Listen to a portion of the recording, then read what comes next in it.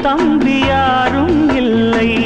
தன்னை போல என்னை எண்ணும் நீயும் நானும் ஓர் தாய் பிள்ளை. தம்பி உந்தன் உள்ளந்தானே அண்ணன் என்று வாழும் எல்லை. ஒன்றாய் காணும் வானம் என்றும் ரெண்டாய் மாற நியாயம் இல்லை. கண்ணோடுதான் உன் வண்ணம், நெஞ்சோடுதான் உன் எண்ணம். முன்னேறு நீ நின்னேலும் என் ஆசைகள் கைகூடும்.